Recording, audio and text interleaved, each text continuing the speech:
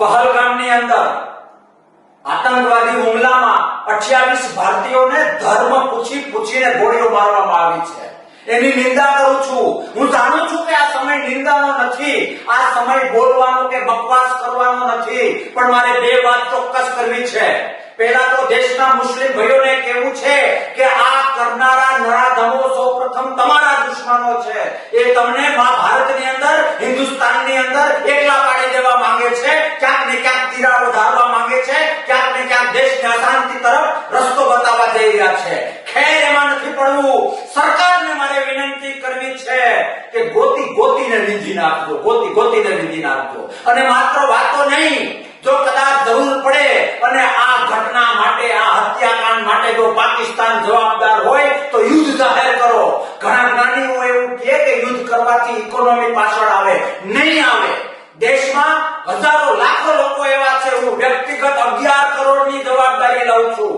જો કદાચ આ માટે પાકિસ્તાન સાથે યુદ્ધ કરવું પડે તો 1 કરોડ હું વીઘા ઓછા કરવા પડશે તો કરીશ, આપીશ, અને 10 કરોડનો ફાળો કરી આપીશ। અને આવા લોકો સોસાયટીએ ગામડે છે, ઇકોનોમીની કોઈ ચિંતા કરવાની જરૂર નથી। આ કારસ્તાન માટે મારા દેશના નાગરિકોને વિધિ નાખનારા જો કદાચ પાકિસ્તાનમાં એના મૂળ હોય તો ક્ષણના પણ વિલંબ વગર યુદ્ધ જાહેર કરો એવી સરકારને બે હાથ જોડીને વિનંતી કરું છું। ક્યાં સુધી સહન કરીશું? હદ થઈ ગઈ, હવે સહન શક્તિની હદ થઈ ગઈ। યુદ્ધ એ જ કલ્યાણ, જે જ્યાંથી જે રીતે જવાબદાર હોય એ રીતે એને ગોતીને આર પાર ગોળી, આર પાર બોમ્બ વર્ષા કરવી એ એક ભારતીયનો અને વહીવટકારીઓનો અને નિર્ણયકારીઓનો ધર્મ છે। આવો ધર્મ નિભાવીએ અને દેશના દુશ્મનોને કબ્રસ્તાનમાં નાખીએ। ભારત માતા કી જય।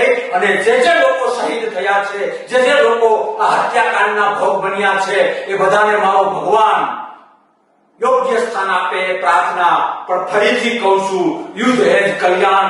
કોઈ જાતની ચિંતા કરવાની જરૂર નથી, કોઈ જાતનું મૂંઝાવાની જરૂર નથી। એક ભારતીય તૈયાર છે, એક ભારતીયની અંદર એ આગ છે કે બદલો લેવો છે, ડંકાની ચોટ પર લેવો છે અને તાકાતથી લેવો છે। જય હિન્દ, ભારત માતા કી જય।